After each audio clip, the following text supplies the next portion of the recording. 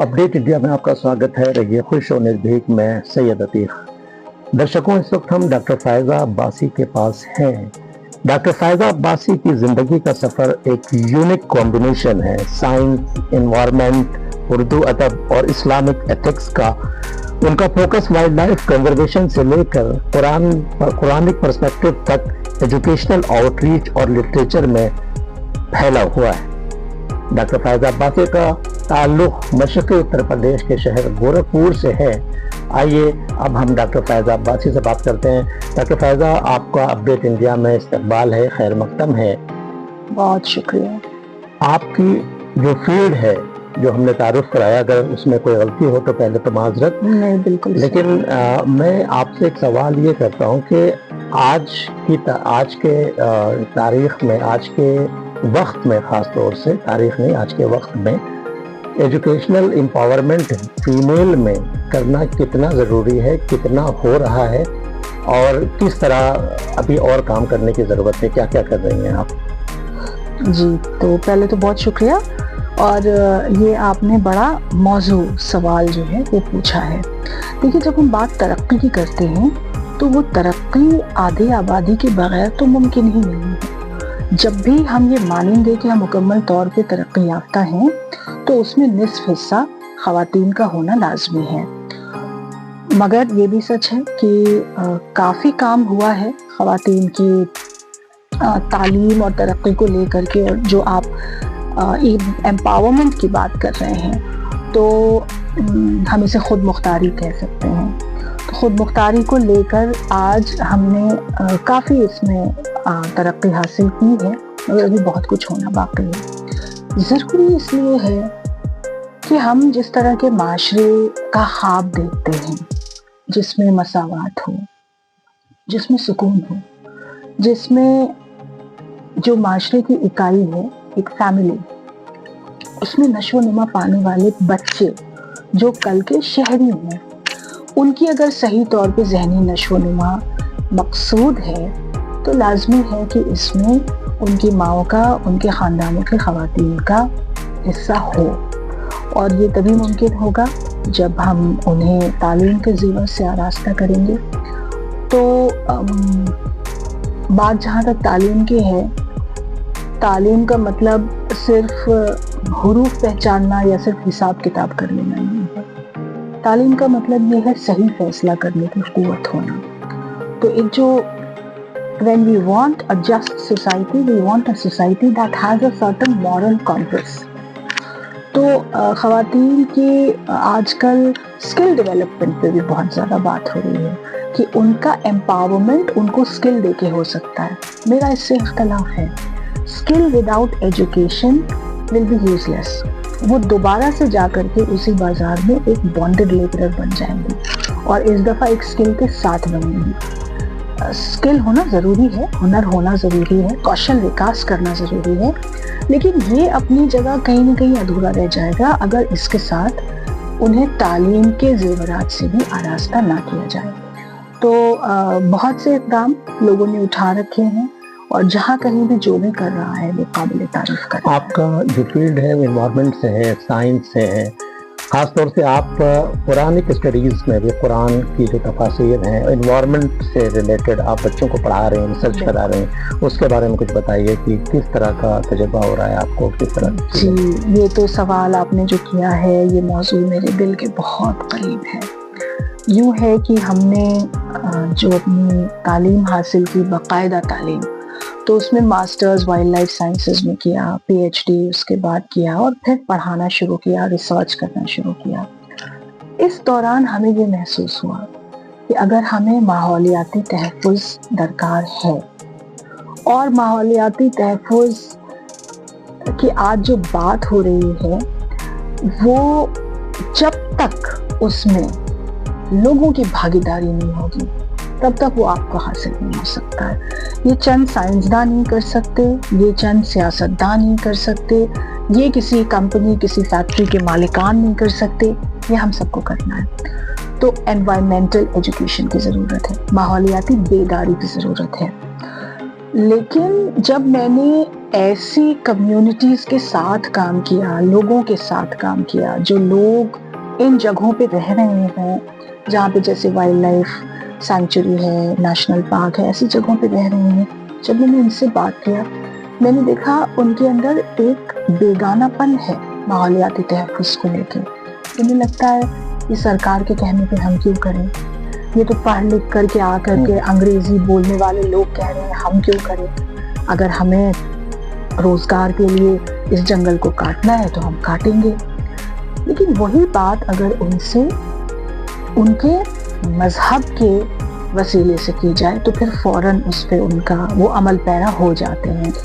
تو میں نے دین اسلام میں جو مختلف تعلیمات ہیں جیسے کہ اسراف سے گریز کرنے کی تعلیم ہے، اس کو سیدھے آپ گلوبل وارمنگ اور کلائمیٹ چینج کمبیٹ کرنے کے لیے استعمال کر سکتے ہیں لوگوں کے بیچ. علامہ اقبال نے خواتین کی ترقی، قوموں کی تعمیر میں ان کا اہم کردار، بہت ساری چیزیں لکھی ہیں. ایک شعر لوگ بہت پڑھتے ہیں کہ وجود و زن سے تصویر کائنات میں رنگ کسی کے ساز میں ہے زندگی کا سوز درو. لیکن ایک شعر اور جو ان کا ہے ڈاکٹر فائزہ، وجود زن سے ہے کائنات میں نظم، یہ راز کسی کو نہیں ہے معلوم. اس شعر کو ہم چاہتے ہیں کہ آپ سمجھائیں، اس میں کیا علامہ کہنا چاہتے ہیں خواتین کے بارے میں؟ جی، اب علامہ کے خیالات خواتین کے متعلق جو ہیں میں ان سے پوری طرح متفق ہوں. انہوں نے والدہ محترمہ کی یاد میں جو ایک طویل نظم کہی تھی کہ دفتر ہستی میں زریں برق ہے تیری حیات، تو ان کے نزدیک ان کے دل میں بڑا احترام تھا خواتین کا، اور وہ خواتین کے کردار کو معاشرے کی بہبود کے لیے اعتراف کرتے تھے، اس کا اعتراف کرتے تھے. تو اگر وہ کہہ رہے ہیں کہ وجود زن سے ہے کائنات میں نظم، تو شاید کہیں نہ کہیں وہ this particular ability of a woman to provide care and to come across as a caring person, to come across as a nurturing person, تو شاید اس کی طرف وہ یہ اشارہ کر رہے ہیں کہ اگر یہ خواتین سے ملنے والی کیئر اینڈ نرچر کائنات میں نہ ہوتی تو کائنات میں کوئی نظم نہ ہوتا، جہاں تک مجھے لگتا ہے. اقبال کے نزدیک مرد و زن دونوں ایک دوسرے کے لیے لازم و ملزوم ہیں. اس کو کیسے نوجوان نسل سمجھ سکتی ہے، کیسے اس کو سمجھنا چاہتے ہیں درشک سمجھائیے کہ اس کو کس طرح سے لازم و ملزوم ایک دوسرے کے لیے؟ بالکل، دیکھیے اس کو سمجھنے کے لیے تو قرآن کی وہ آیت سب سے زیادہ کارگر ثابت ہوگی کہ لباسہن وہن لباس. مرد و زن اگر یہ سمجھتے ہیں کہ وہ اکیلے کافی ہیں، یا یہ سمجھتے ہیں کہ دونوں ایک دوسرے پہ ظلم ڈھا کر کے اپنی بقا کر سکتے ہیں، تو وہ بالکل غلط ہے. تو جس طرح سے ہم جو لباس پہن رہے ہیں اس کی فکر کرتے ہیں، اس کی زیبائش، اس کی آرائش کے لیے کوشاں رہتے ہیں، اس پہ خرچ کرتے ہیں، ویسے ہمیں ایک دوسرے کے لیے کرنا ہے. اور اس میں بالکل یہ نہیں ہے کہ مرد عورت ہی کی کرے یا عورت مرد ہی کرے. تم ان کے لباس ہو، وہ تمہارے لباس ہیں، یعنی کہ this is mutual and this is between spouses. تو آج کی جو نوجوان نسل ہے اسے یہ سمجھنے کی ضرورت ہے کہ دونوں میں یکسانیت بھلے نہ ہو، دونوں میں مساوات اور برابری ضرور ہے اللہ کی نظر میں. تو in other words I can say they are equal if not identical. تو دونوں کا الگ الگ رول ہے جو انہیں ادا کرنا ہے معاشرے کے اندر، اور بہت ضروری ہے کہ دونوں ایک دوسرے کے اس کردار کی عزت کریں. تو نوجوان نسل آنے والی دنیا کی تعمیر اس اصول پہ کر سکتی ہے کہ تم اپنا کام کرو، ہم اپنا کام کریں، اور ہم ایک دوسرے کو عزت کی نگاہ سے دیکھیں، ایک دوسرے کی اہمیت کا اعتراف کریں، اور ہم کبھی بھی یہ نہ سوچیں کہ مطلب ہم ہی ہم ہیں تو ہم کیا ہیں، تم ہی تم ہو تو تم کیا ہو. اچھا، ایک لمبے عرصے سے اگر جہاں تک میں تھوڑا بہت آپ کے خاندان کے بارے میں، گھر کے بارے میں جانتا ہوں، ایک علمی خانوادہ رہا ہے آپ کا جو گورکھپور میں عباسی فیملی کا. جی.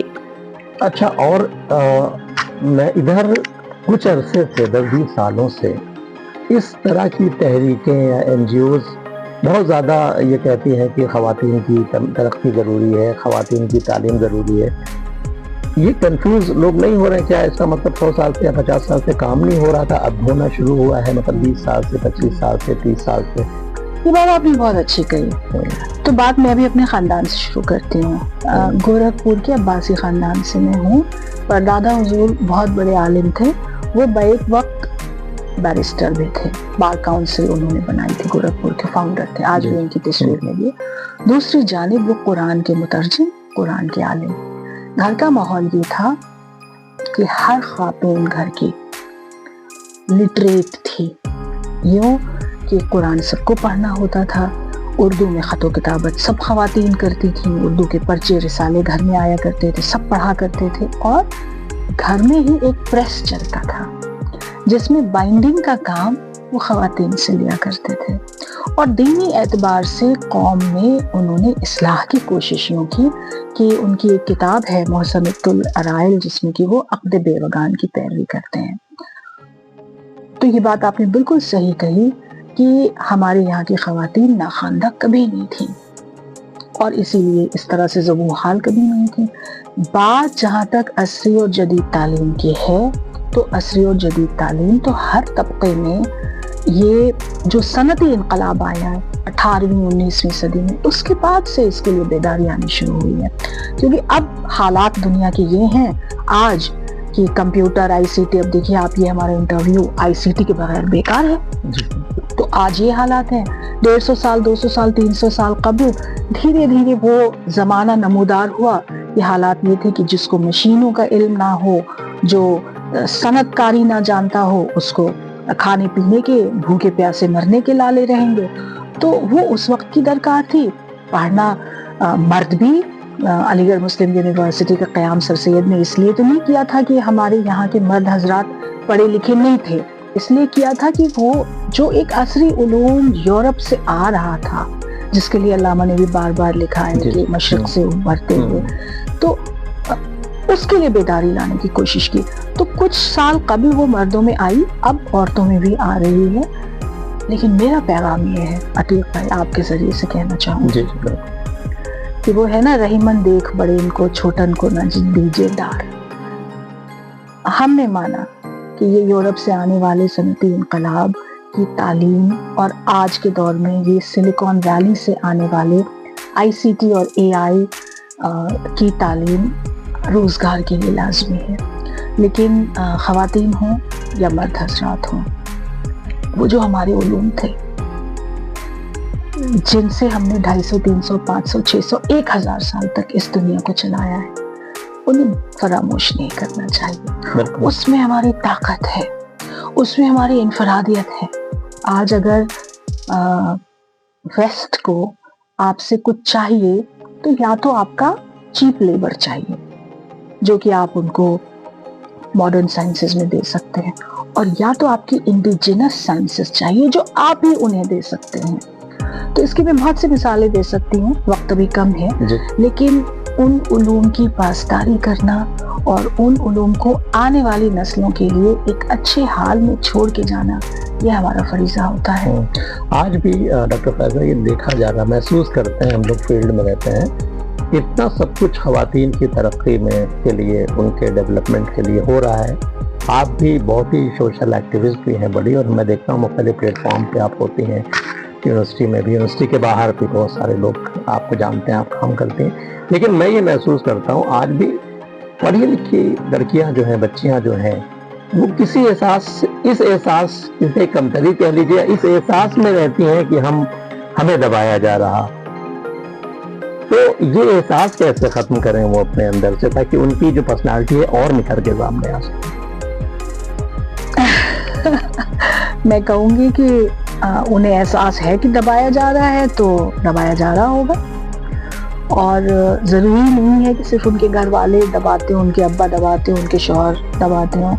हो सकता है कि अभी हमारा समाज इसके लिए नहीं तैयार हुआ है। और सच है, आए दिन आपके सामने असमत दरी के वाक़े वक़ूफ़-पज़ीर होते हैं, तो इसमें किसी बाप की, किसी भाई की, किसी शौहर की तो कोई गलती नहीं है, लेकिन जाहिर है कि वो अपने घर की ख़वातीन को तहफ़्फ़ुज़ देना उनकी ज़िम्मेदारी है, लिहाजा उन्हें महसूस होता होगा कि उन्हें दबाया जा रहा है। तो किसी एक के ऊपर इसके इल्ज़ाम में नहीं रखूँगी, लेकिन हाँ ये सच है कि अभी हमारा माशरा ख़वातीन को मुकम्मल आज़ादी देने के लिए तैयार ही नहीं है।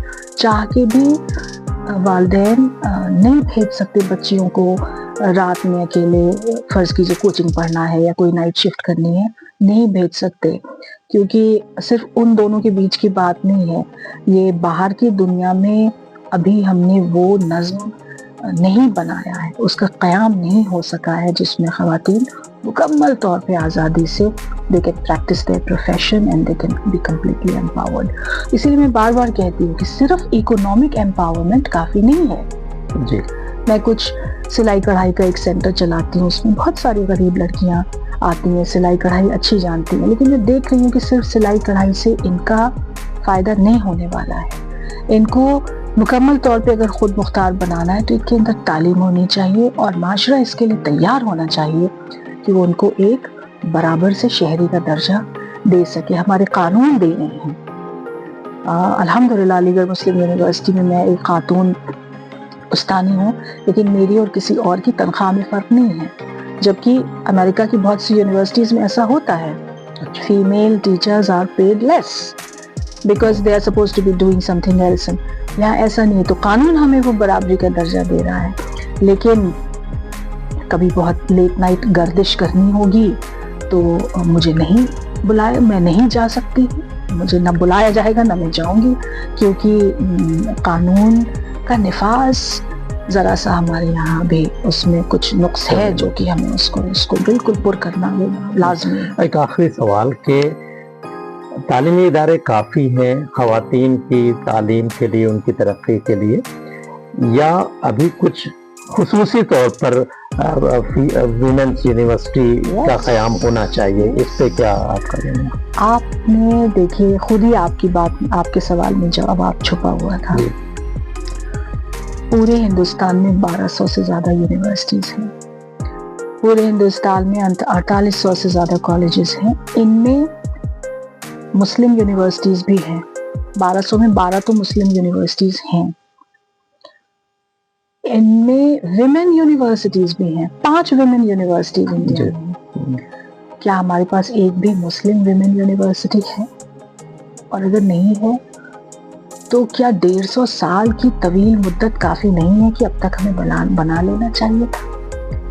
تو وہ جو بیڑا، میں تو بار بار اپنی تمام ان فکروں کے ساتھ سر سید کے در پہ پہنچتی ہوں.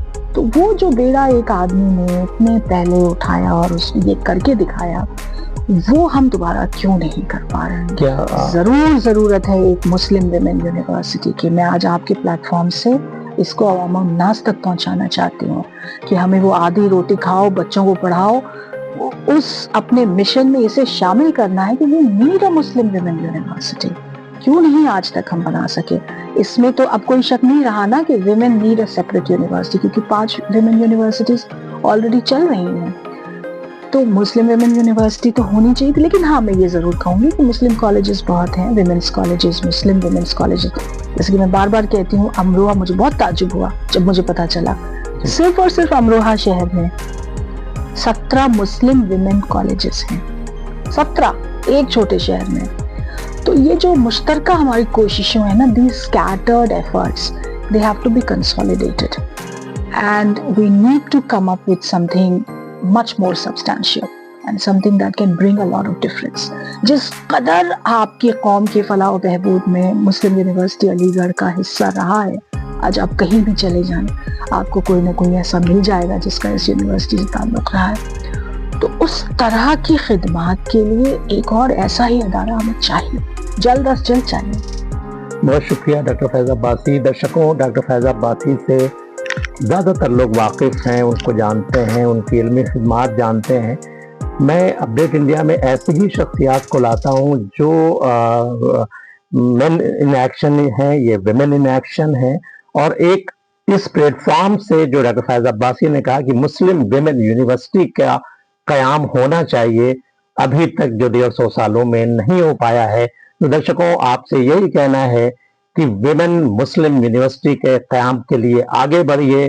آپ کی جو آواز ہے ڈاکٹر فائزہ عباسی کو اور اپڈیٹ انڈیا کی جو اپیل ہے، اس پر آپ اپنی رائے بھی پیش کیجیے اور پریکٹیکلی اس کام کو آگے بڑھانے کے لیے کیا کچھ انیشیٹو ہو سکتے ہیں اس پر آپ تعاون دیجیے. تو رہیے خوش اور نربھیک. میں سید عتیق، اپڈیٹ انڈیا، علی گڑھ.